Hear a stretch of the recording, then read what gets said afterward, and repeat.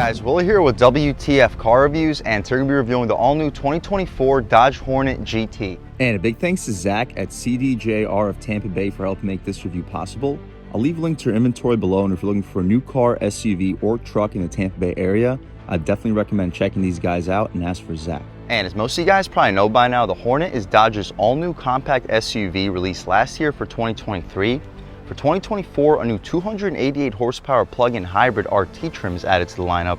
The RT is available as an RT PHEV or an RT PHEV Plus. Same here with the GT that we have here.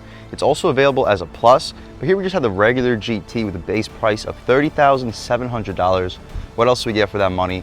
Let's jump right in. So up front, all new ground up bold styling. Kind of reminds me a little bit of an Alfa Romeo Stelvio or Tonale, and the drive dynamics should be similar as well. We also get a 2-liter turbocharged 4-cylinder which cranks out a beefy 268 horsepower, 295 pound-feet of torque.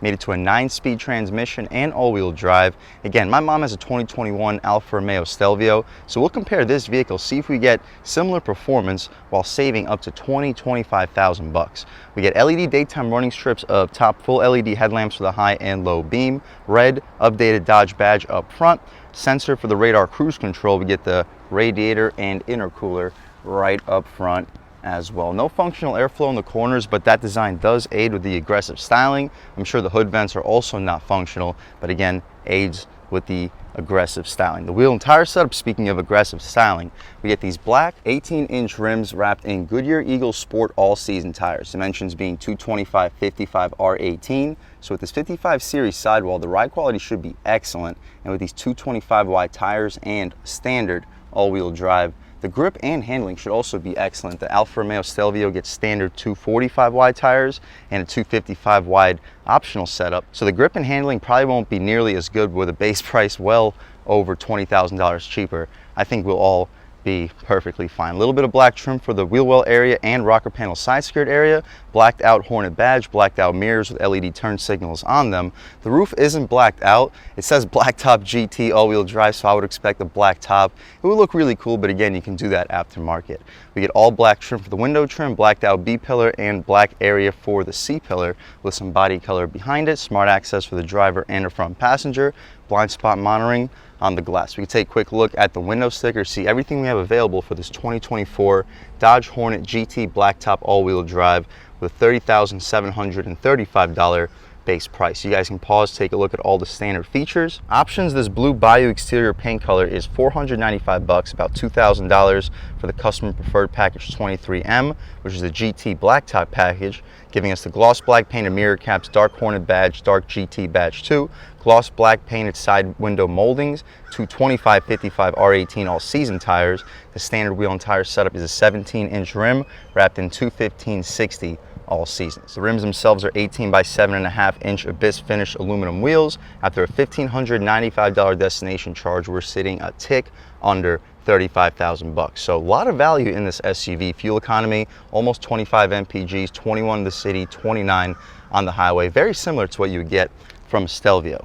The rear wheel and tire setup, same thing as up front. The only difference is a smaller brake caliper. Out rear, we get full LED taillights. I like this updated Dodge badge in the taillight itself, blacked out Hornet badge, and the LED continues all throughout the rear trunk. This reminds me a lot of a Porsche Macan.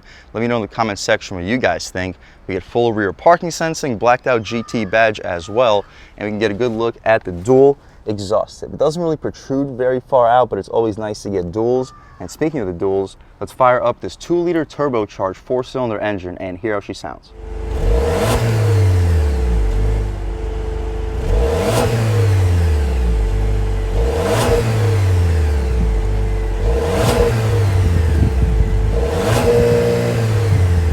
Alright guys, that was the sound of the 2-liter Hurricane turbocharged 4-cylinder engine sold by Dodge for the 2024 Hornet, and it sounds okay. It makes a really healthy amount of power at 268 horsepower, 295 pound-feet of torque, enough to get this compact SUV to 60 in the 5-second range, making it the quickest compact SUV in the segment that it's in, outside of like the compact luxury performance SUVs like BMW M40, Mercedes-Benz 4353s. Compared to what this vehicle faces against, this is by far the quickest. And we have the new plug-in hybrid RT trim, which would be even quicker. It might see 0 to 60 in the low 5s, possibly even in the 4s. I mentioned before the air vents are not functional. I stand corrected, they are functional.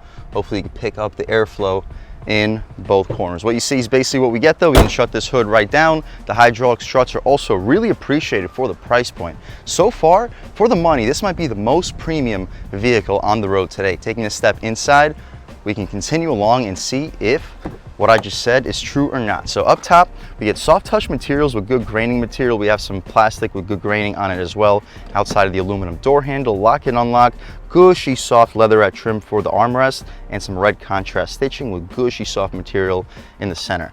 We get 4-window auto one touch, power folding mirrors, 4-way adjustable, a little bit of storage behind the window controls, and a decent amount of storage down below. You should be able to squeeze a foot long or a 24-ounce water bottle, probably not both.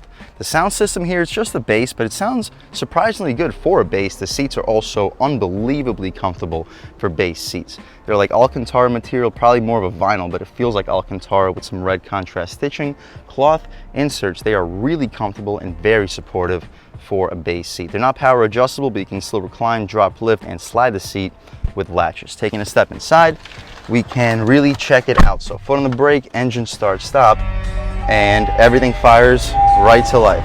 Make sure to turn the sound off so I don't get hit with copyright air vents too. But first thing we notice is just how premium this SUV looks. The steering wheel is straight out of an Alfa Romeo. It's thick, solid 10 and 2, 9 and 3 is perfect in your hand, and we get a flat bottom. The horn area also straight out of the Alfa Romeo.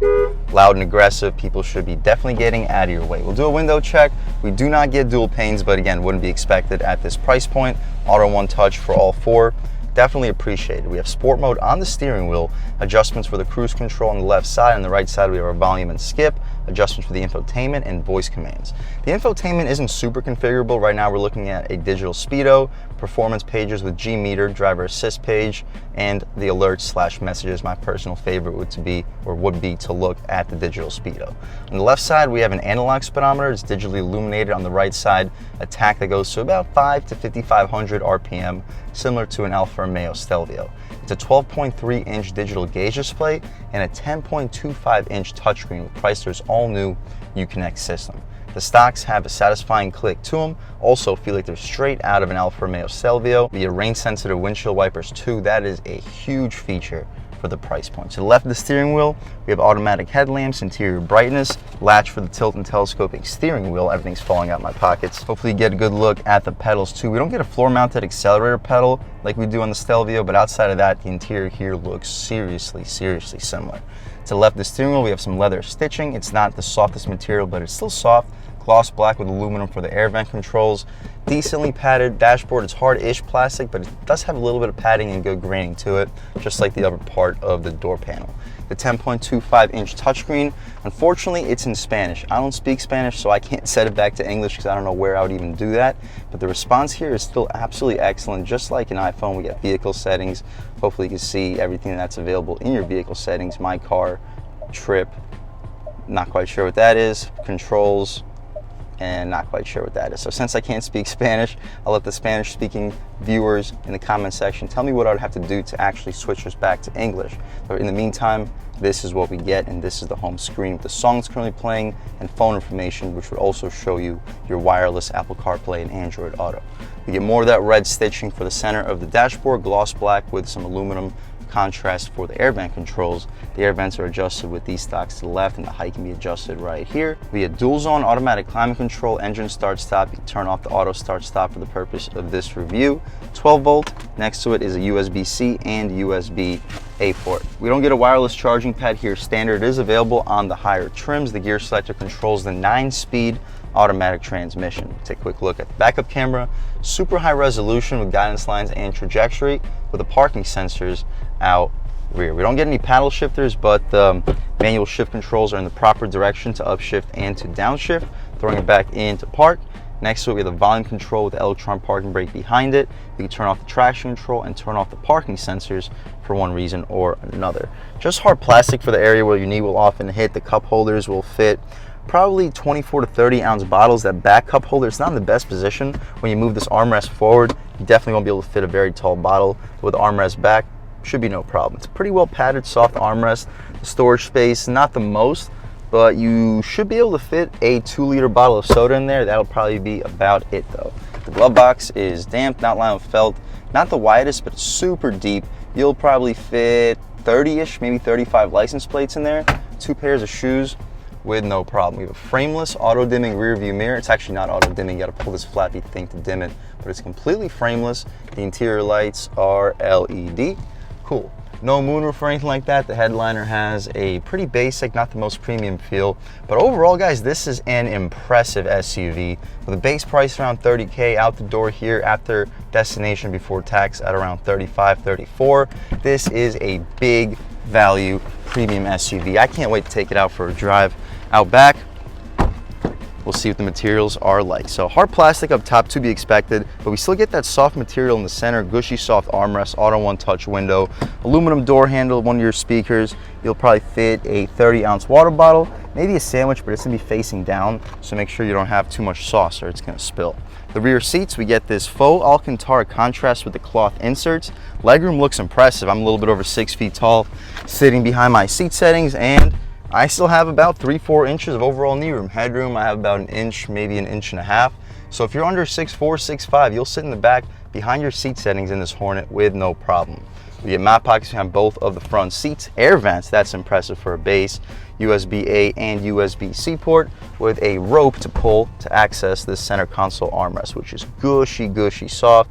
2 cup holders, you'll fit 24-ounce bottles and a good spot for a phone. And what appears to be a pass-through, which is nice if you want to keep the 2 passengers back here and you want to transport some skis and avoid having them hit the rear passengers in the head. To lift it back up, just put it right back into place, shutting everything up. Interior lights back here are LED, just like up front. We don't have a hook for a suit or a dress back here, no grab handle either, but if that's my only complaint in this SUV, that just speaks volumes on how impressed I really am. So out rear, we'll take a quick look at the cargo space, see how much space is offered back here, and then take this 2024 Hornet out for a drive. So that's the first feature that we don't have, is a power opening lift gate, but still it's not that tough to open up a lift gate that has hydraulic latches. The floor space, not the most. It's competitive with the compact to subcompact SUV segment. I wish the floor height was a little bit lower. I understand that with the slope design, it's tough to get that low floor like you would get from a Honda CR-V, but again, at 6 feet tall, I got like 8 inches below before the step-in. So if you have older or smaller pets, you're probably gonna have to give them a boost so they can hop back here. You fold those rear seats down 60-40 split. I'd expect you to fit a 55, possibly a 60-inch TV back here. I'll leave a link right here, show you what the cargo space is with the seats up and the seats down. It's not a small SUV by any means, but compared to a lot of other compacts that are on the more practical side, this is a little bit smaller than compacts like those. But this is probably way more premium and way more fun to drive. That's about it though, guys, for the inside and outside of this beautiful, high value 2024 Dodge Hornet GT Blacktop with all-wheel drive. Performance-wise, this is a similar power plant to what my mom has in the 2021 Stelvio, which costs almost double what we have here. And speaking of that, let's take this 2024 Hornet out for a drive and see what it's got. All right, guys, now we're just about seeing everything we need to see with the inside and outside of the all-new 2024 Dodge Hornet GT. Let's take it out for a drive and see what it's got. My first impressions, though, very quiet interior.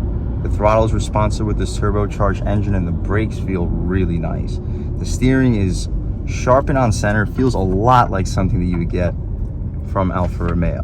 And just cruising along at higher speeds, it stays really silent in here. You don't really hear any road noise or really any wind noise. We'll take a step out into a highway in a second. We'll see if anything changes up, but so far this feels really planted and really sporty. All right, guys, to enter this highway, as soon as we get the chance, we'll throw it into sport mode. Looks like we have the chance. Lean into a little bit. Oh, good power. Snappy shifts, too. Yeah, you look down, you get up to speed really quickly. I could definitely see 0 to 60 happening in the low 6-second range. And given the base price, I've said it countless times, this vehicle may really hurt Alfa Romeo's Stelvio sales because you got the space, you have almost all the tech and luxury features and almost all the performance. Now at highway speeds, we're on concrete pavement, and although you do hear a little bit more road noise, it's to be expected on concrete pavement. It's really nothing unbearable. We drive BMW cars on this road all the time. this doesn't seem any louder than one. And the steering at higher speeds, responsive. You barely even look at the steering wheel. You're changing directions with this turbocharged 4-cylinder. Keeping up with highway speeds is effortless, and you aren't over these bumps. With these 55 series sidewall tires, it feels like you're on a cloud. Taking a step off here, we can speed up a little bit for the turn, test out the steering. Feels really good in sport mode. It felt great just in regular mode, but in sport, like you barely even turn the steering wheel, you finish the entire turn. This is a serious performance SUV, especially considering the price point. Lean into a little bit more, good mid-range power, and the shifts are lightning quick. I'm so happy that Chrysler didn't put a CVT in this car, because all these other manufacturers, all you see in the new vehicles, CVT, turbo 4-cylinders, and usually a hybrid powertrain to go along with it too. We can lean into it about halfway here. Again, good mid-range punch. You go up in the rev range with light throttle. A lot of the Chrysler vehicles tend to do that with their less powerful motors, but even here you can definitely feel the difference between light throttle and heavy throttle just from the foot, regardless of the revs you end up going with. Overall, guys, if you're looking for a premium performance SUV, you need the space, you like being up higher off the ground, you just can't stand how most compact SUVs simply do not move. The average 0 to 60 for a compact SUV is around, I want to say, high 7s, mid 8-second range. And here we're in the low 6-second range. I wouldn't be surprised if you launch the crap out of this thing that you'll see a 0 to 60 in the 5s. If that's what you're looking for, guys, I would definitely recommend checking out the 2024 Dodge Hornet, and check out the GT or check out the GT Plus if you want more options and features. Maybe even wait for the new RT, which will be even quicker. But for the price, this is really tough to beat. And a big thanks to Zach at Dodge of Tampa Bay for helping make this review possible. I'll leave a link to their inventory below, and if you're looking for a new car, SUV, or truck in the Tampa Bay area, I would definitely recommend checking these guys out, and that's for Zach. And huge thanks to all of you for watching. I had a great time making this video. If you're new to the channel, please subscribe. If you've already subscribed, thank you so much. You guys know the channel is just not possible without you, and I really appreciate the constant support. But again, if you haven't subscribed yet, please subscribe. Leave a like too, it really helps me out with the YouTube algorithm. That's how these videos get promoted to new people. Leave a comment, let me know what you like, let me know what you don't like. Leave a comment, let me know if there's any specific cars, SUVs, or trucks you want to see reviewed on this channel, and I'll definitely try getting those videos for you ASAP. But other than that, again, thank you guys so much for watching, and I hope all of you have a great day.